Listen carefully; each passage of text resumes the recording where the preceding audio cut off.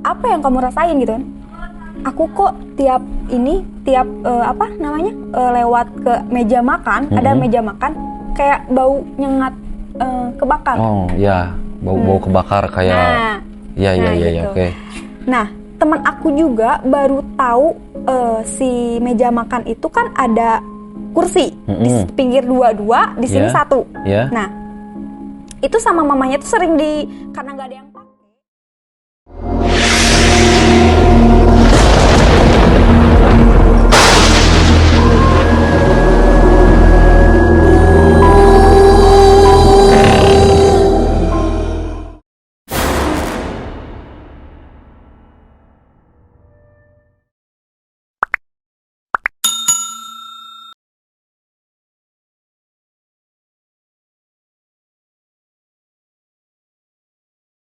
Oke, halo sahabat Kamistis, bertemu bersama saya Alex Cihui, dan di kesempatan kali ini kita akan kembali untuk membahas cerita-cerita misteri yang tentunya akan mengganggu mimpi malam kalian malam ini.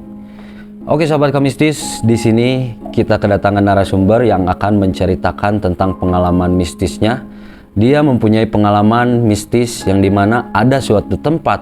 Tempat berikut itu adalah tempat yang ketika dilewati setiap orang tercium bau kebakar, dan ternyata konon katanya di tempat itu adalah tempat bekas dukun santet yang dulunya dia pernah menyantet seseorang, namun yang disantet tersebut ilmunya lebih kuat dan dibalikan ke si dukun itu.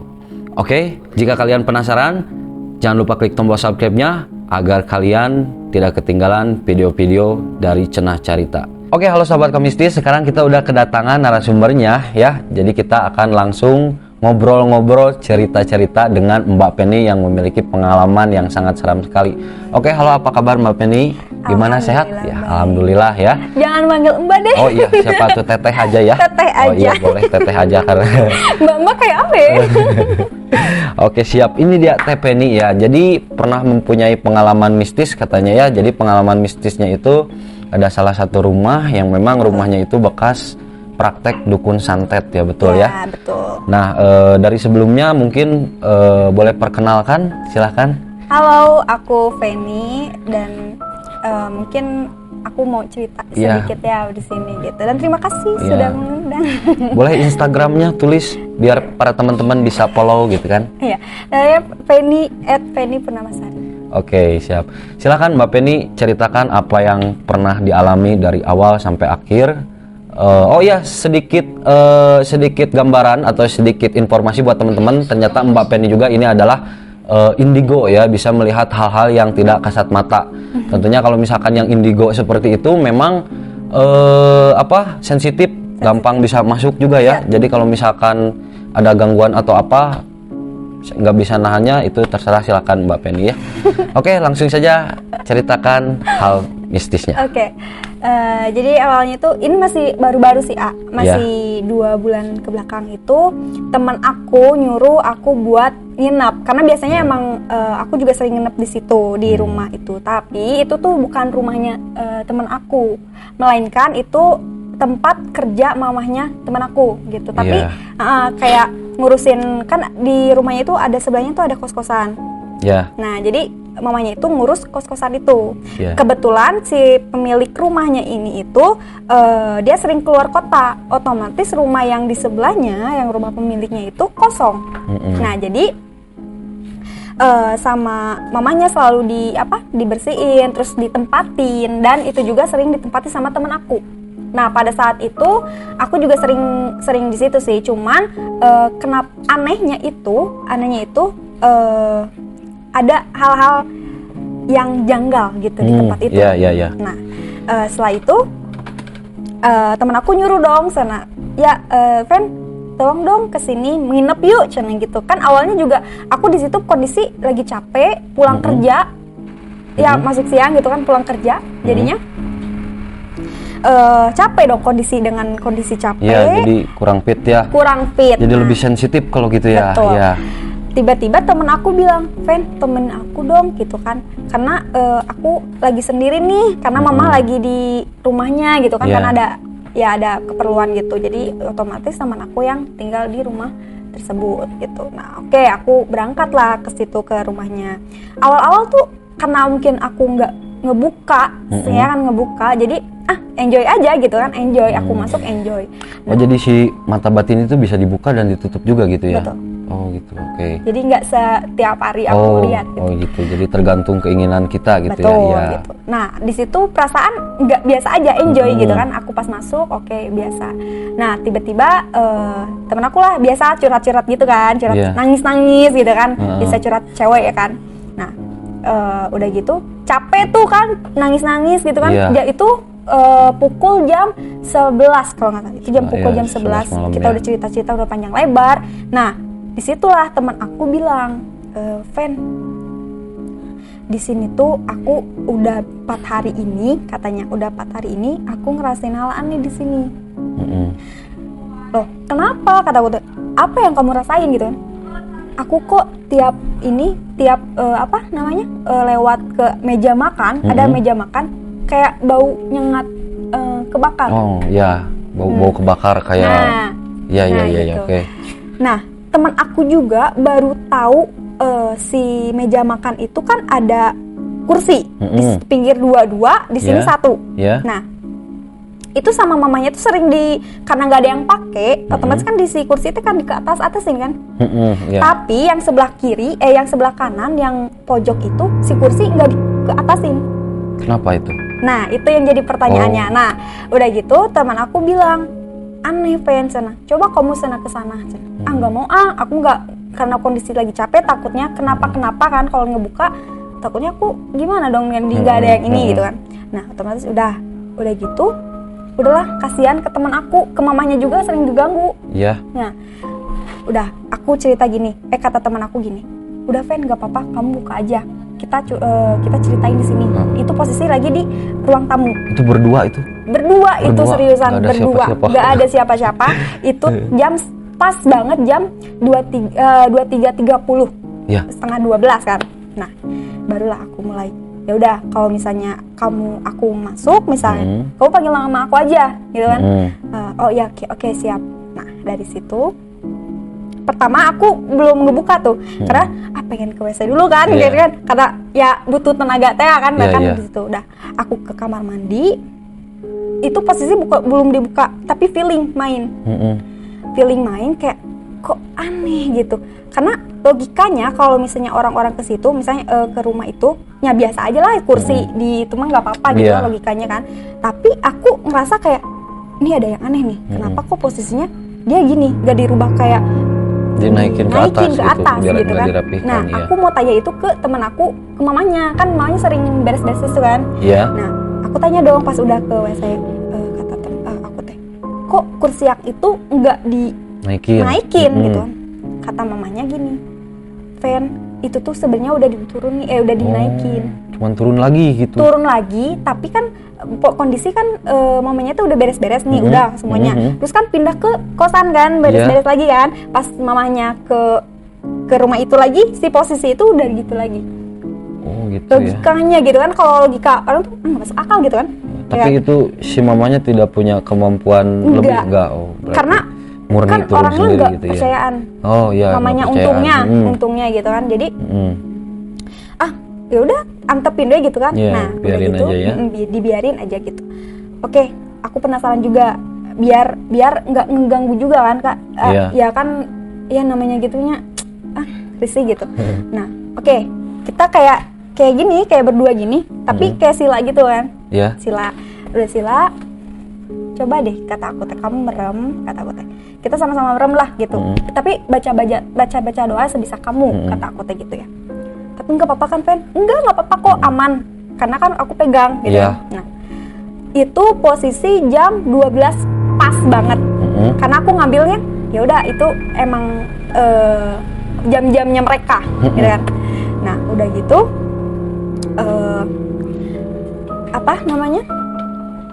mulailah aku baca-baca, terus ngelihat awal-awal emang gelap. Terus ada satu titik di mana kayak lampu yang kecil-kecil gitu. Aku suruh Tan, nama temen aku Teman. kan Intan. Tan, coba kamu masuk ke situ, ke titik itu. Nggak mau, dia bilang gitu. Dan itu tuh yang apa sih, pertama kali dia ngerasain kayak gitu. Iya. Gitu. Oke, aku aja yang masuk. Kamu diem aja, kamu baca-baca doa sebisa kamu. Nanti kalau misalnya dia masuk, ya kamu wayana gitu kan. Kamu panggil-panggil nama aku aja gitu. Aku masuk ke situ. Pas masuk tuh kayak ada pintu. Pokoknya pintu gitu. Aku masuk. Oke, aku diperlihatkan salah satu rumah yang ada di situ, tapi rumahnya berbeda sama yang sekarang. Jadi masuk dimensi merekam lain. kejadian sebelumnya gitu. Dimensi lain gitu. Nah, setelah itu aku ngeliat, dan aku posisinya itu udah di luar rumah. Iya.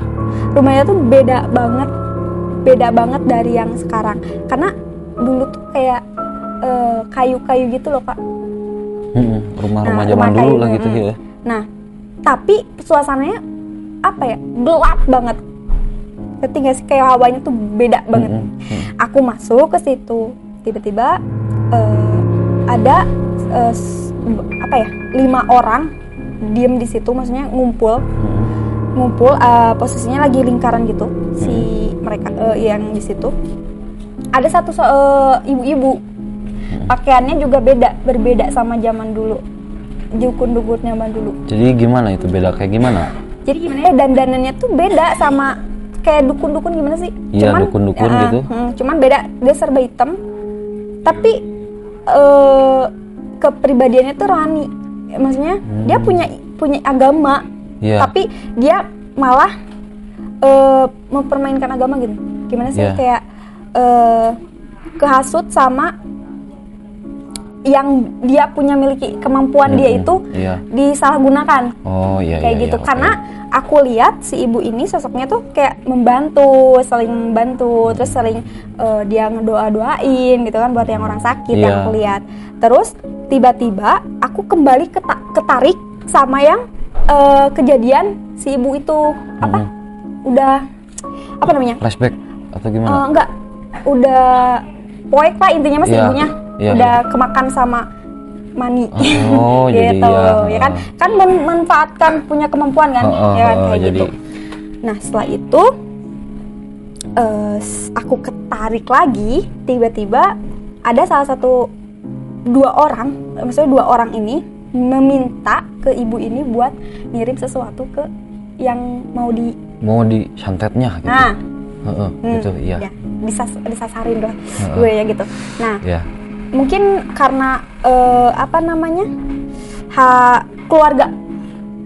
Jadi si yang 2 orang ini tuh pengen ngancem saudaranya sendiri. Jadi punya permasalahan keluarga, nggak suka, gitu. jadi balas dendamnya lewat itu ya. Dan yang harusnya kan kalau misalnya dia punya kemampuan kayak gitu kan harusnya menerawang dulu dong si korbannya tuh kayak gimana, betul kan? Kalau misalnya si korbannya emang kuat, ya udah gitu kan mau. Tapi posisinya salah si ibunya. Si ibunya itu nggak nerawang dulu si korbannya itu kayak gimana. Ternyata langsung aja kerjain aja gitu. Yang penting duit gitulah intinya mah gitu.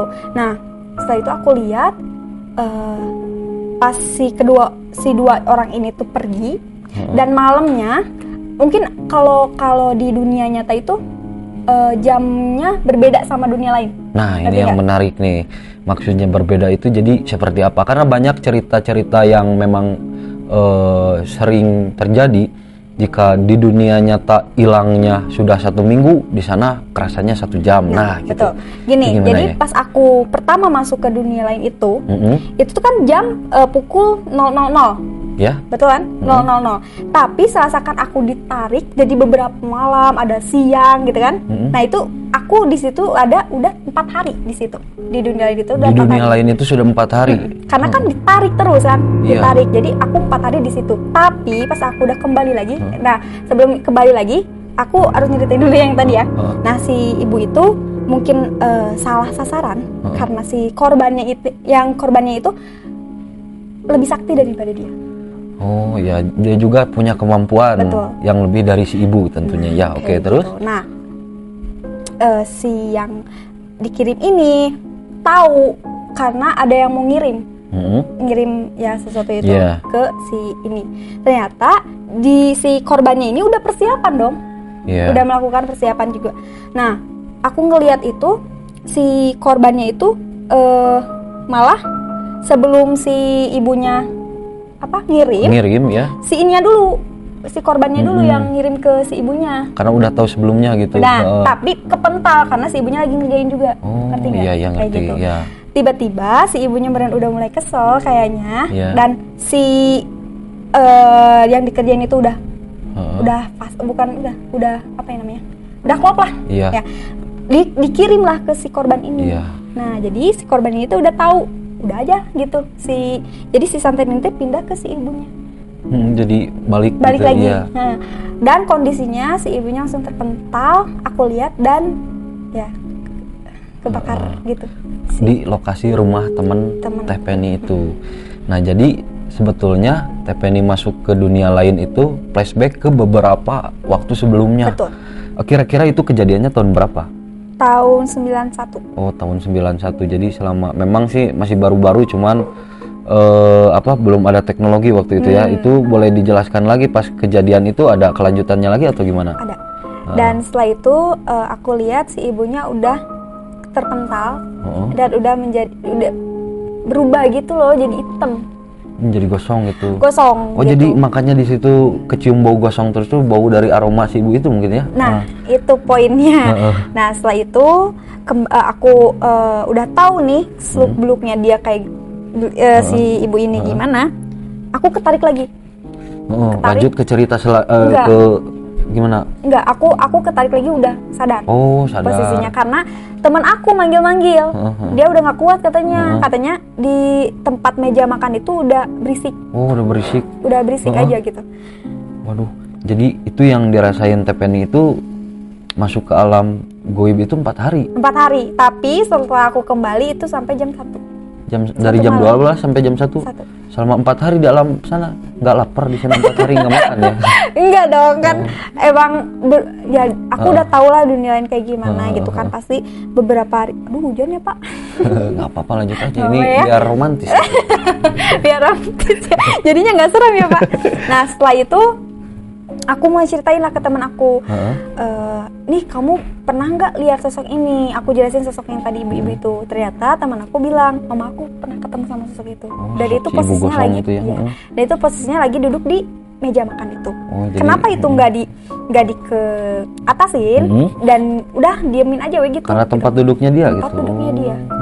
Jadi pas dulunya dia emang sering duduk di situ gitu. Jadi, nah setelah itu kejadian itu 4 hari ini si teman aku ini sering diganggu sama itu. Ada yang nangis, ada yang cekikikan gitu. Dan itu satu sosok itu yang kan namanya jin ya. Namanya jin kan berubah-ubah gitu.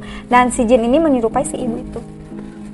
Nyerupain si gosong ibu. banget mukanya. Tapi tuh kayak itu kan berarti jin yang suka ngeganggu itu menyerupakan si ibu itu. Betul. Pertanyaan saya ini, kalau sebetulnya orang yang meninggal secara tidak wajar seperti itu memang jadi gentayangan seperti itu, atau si rohnya memang pulang ke sana atau gimana? Gini, manusia itu kan pasti bakal kembali lagi ke yang punyanya ya, gitu kan.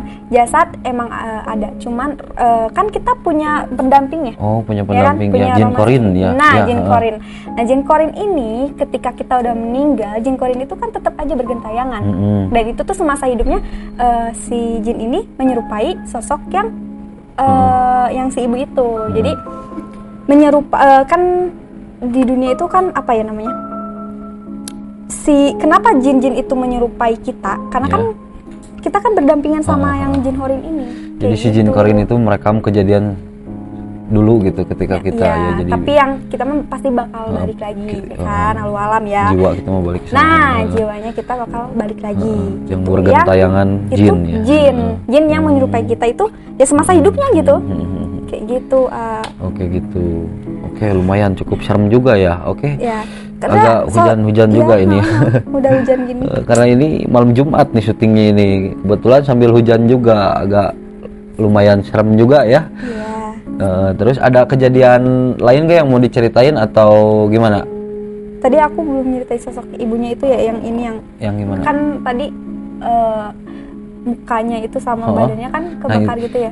Itu kamu ngelihat secara detail nggak mukanya gimana? Iya. Ada yang busuk atau Iya. gimana gitu? Iya. Nah, gitu. Iya, emang. Tapi kalau ini bayangan saya kan kalau misalkan TP ini menceritakan, saya di dalam otak itu memvisualisasikan ya. Nah. Coba tebak benar nggak? Jadi si ibunya teh pakai baju hitam-hitam gitu.